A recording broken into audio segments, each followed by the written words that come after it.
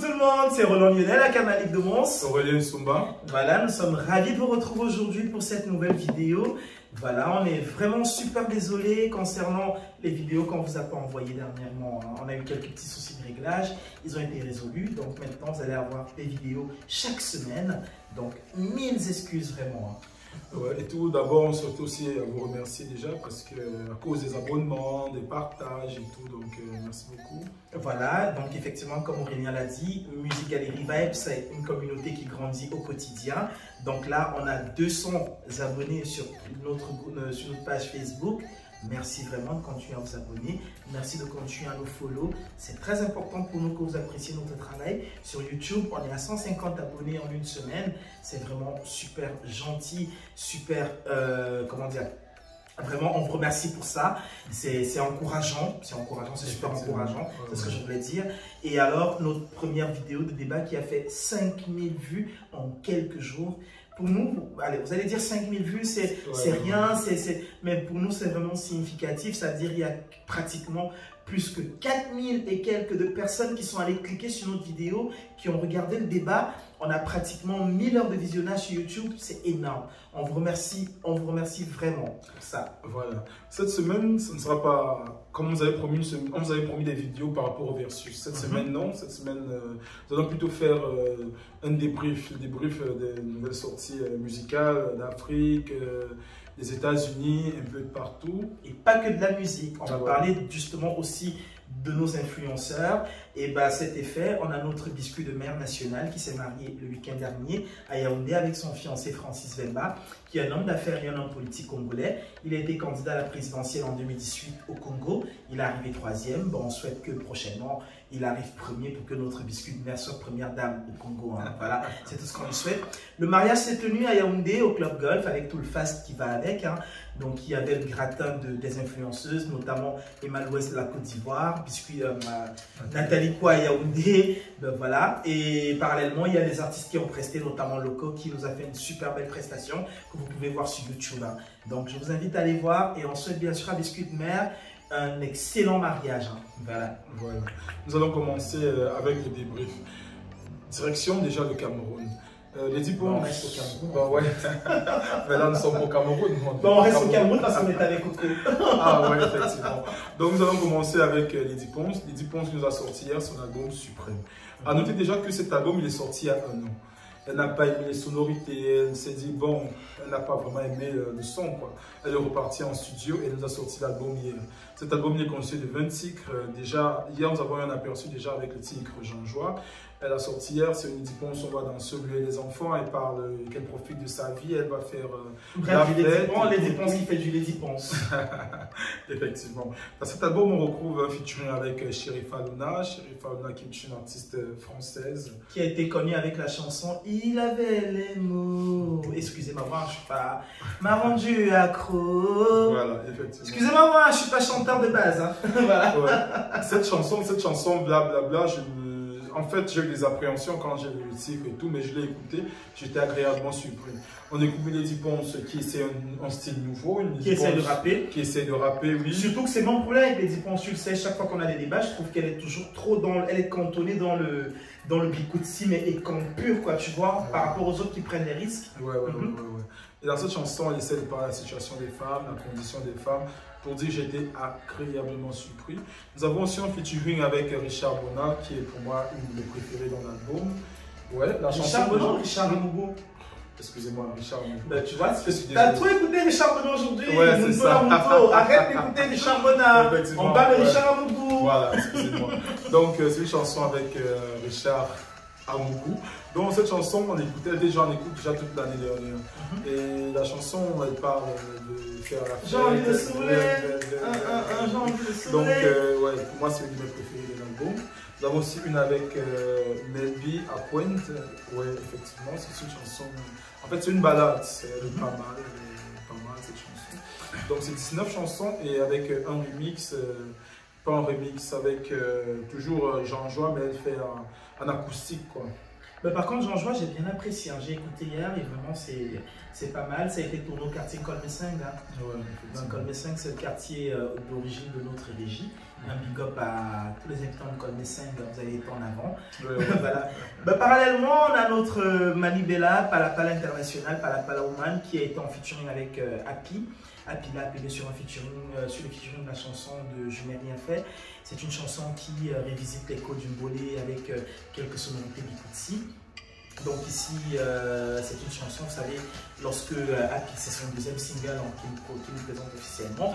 Et le premier c'était Chape Chape, voilà. Et ici, il était accusé de plagiat. Il a appelé Manibela, normalement, quoi de plus normal. C'est le thème de prédilection de Manibela, les médisances, les calomnies. Et alors on dit qu'il n'a rien fait. Et voilà, la chanson, elle est toute simple. On retrouve en fait un Happy tout petit qui est accusé et par la suite Mani qui lui fait un petit tour magique avec un petit tam-tam. Et le mec il sort et puis bam, on a un Happy majeur qui commence à danser et tout.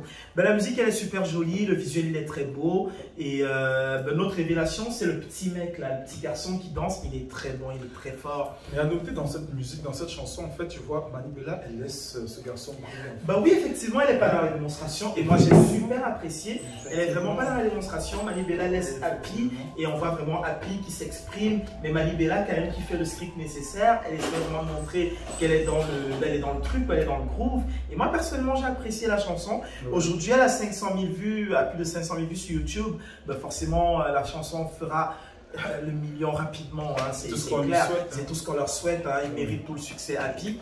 Parallèlement, on a notre Barbara Streisand nationale. Vous allez me demander qui je traite de Barbara Streisand au Cameroun. À votre avis, c'est qui? À votre avis, c'est qui? C'est qui, Aurélien? Dis-leur, c'est qui? C'est Charlotte Dipanda, effectivement. Ouais. Elle nous a pondu un ovni, c'est-à-dire la musique avec Koffi Olomide, c'est de ouf. Le titre, c'est Mon amour, c'est un truc de ouf, c'est une déclaration d'amour de ouf. Elle a le texte, il est fou. La voix de Koffi Olomide qui pose dans la chanson en lingala, c'est quelque chose de malade, c'est de dingue. Voilà. Je sais pas si tu as quelque chose à dire par rapport à la chanson. Ouais, effectivement. Déjà, je veux mettre en exergue la voix de Charlotte dans cette chanson. C'est d'une douceur en fait. Ça raconte. En fait, on a l'impression qu'elle nous invite dans son univers. Ah ouais. Ouais. Vous fermez juste les yeux, vous avez l'impression d'être avec elle et tout. Et aussi le vidéogramme, il est très beau dans un château. Je pense que c'est tourné en France. Je pense que c'est tourné en France. Voilà. Avec le couple de blancs qui dansent derrière, et tout. De toute façon, Charlotte, tu as réussi à me rendre, tu as réussi à me faire avoir encore envie d'être amoureux. Après, je rigole, hein, je suis déjà amoureux de toute façon. Voilà. Ça, c'est ça. Et parallèlement, on a Averodiès qui nous a pondu 2 titres en solo et un titre en featuring. Ouais, avec l'idole, la slameuse. Voilà. Et un autre titre, en fait, de ces 2 titres en solo, c'est Bois de Café et. L'autre titre, je ne connais pas trop, je vais aller voir, mais c'est Bois de Café que j'écoute depuis le matin. Et voilà. Je crois que c'est Bango Bango avec. Bango Bango. Bango Bango, c'est avec Little. Ouais. Il y a Bois de Café et honnêtement, c'est pas mal. C'est pas mal. On espère que ce sera à la hauteur du Nyama et tout, ou alors de Rambo. Mais de toute façon, le clip il est beau, le visuel il est magnifique. Et donc, on vous invite déjà tous à aller regarder. On va mettre les liens sur le commentaire au niveau de la vidéo pour que vous puissiez aller en profiter. Okay. Voilà. Et dernièrement, on a quand même notre artiste africain, l'un des rares artistes africains à avoir reçu un Grammy Award pour la meilleure vidéo de l'année, Wizkid. Wizkid qui a sorti en fait un clip dernièrement le titre c'est Essence. Ouais.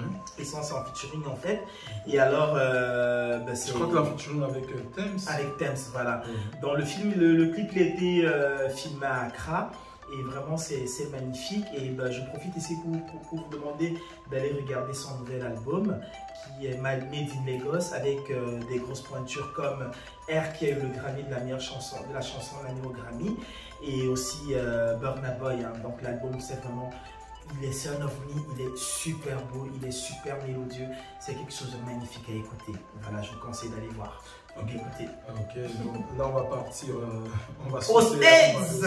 On prend le vol, on arrive à New York. Voilà.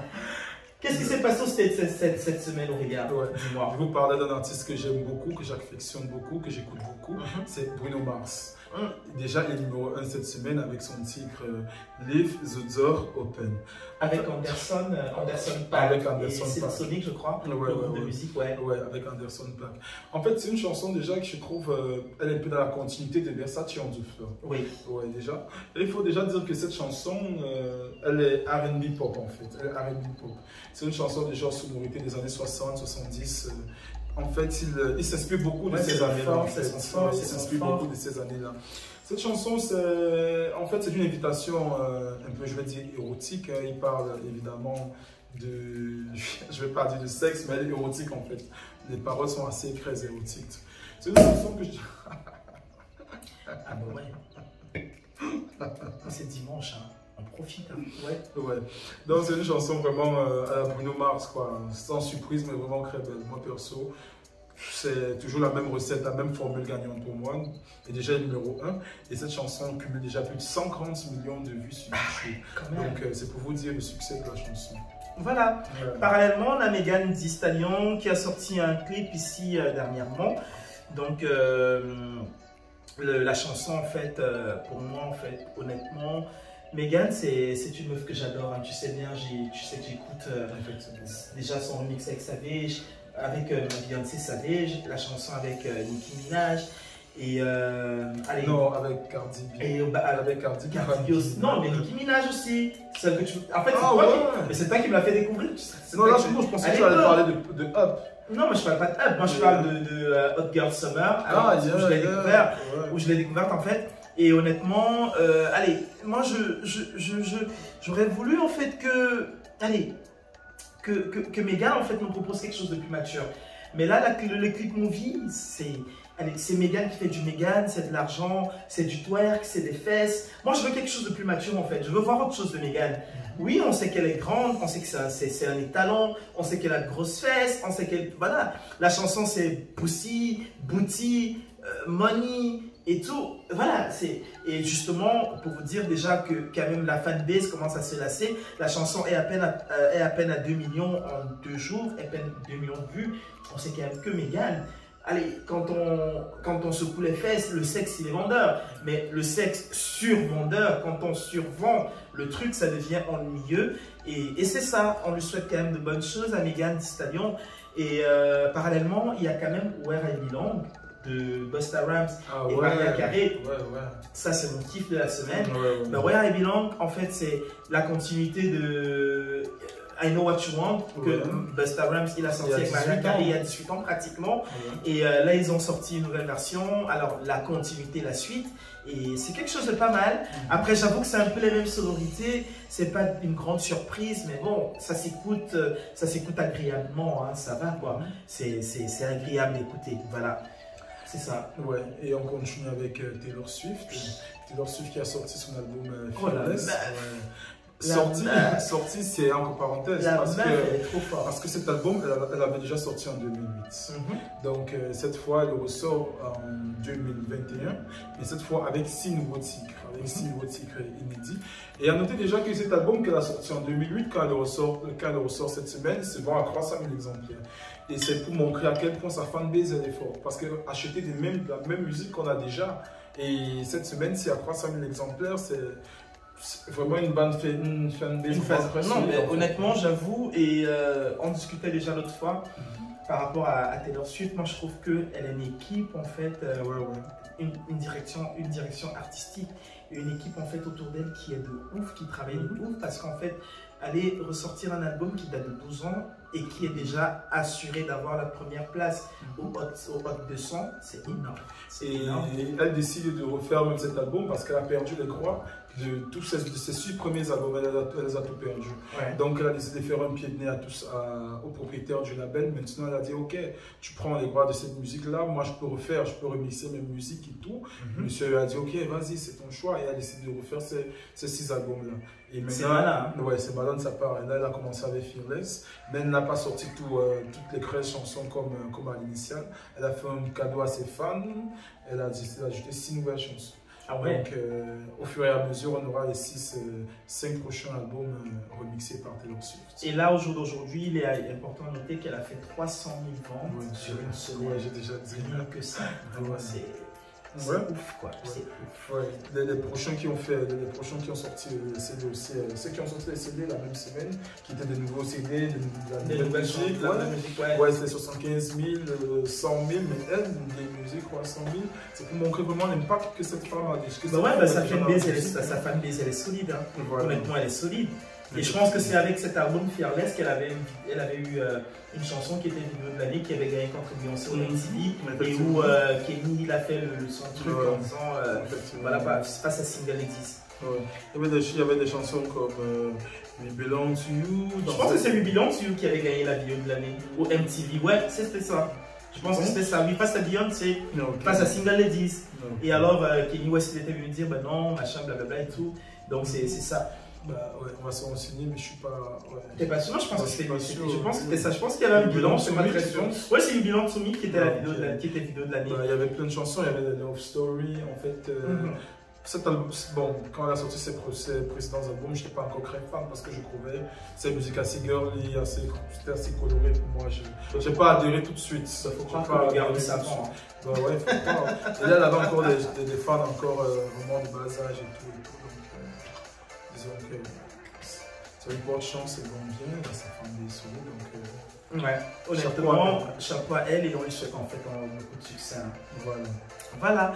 Donc ici, nous sommes arrivés au terme de la vidéo. On a essayé de débriefer tant comme on a pu. Et s'il y a d'autres informations que vous souhaitez nous donner, n'hésitez pas à les mettre en commentaire. On reste bien sûr disponible sur notre Facebook, sur notre YouTube, sur la chaîne. Et n'hésitez pas à vous abonner, à liker, bien sûr, à liker la vidéo et à liker la page. Et bien sûr, on espère que vous serez encore un peu plus nombreux à vous abonner. Merci beaucoup. Merci beaucoup et une très belle journée à vous. Au revoir.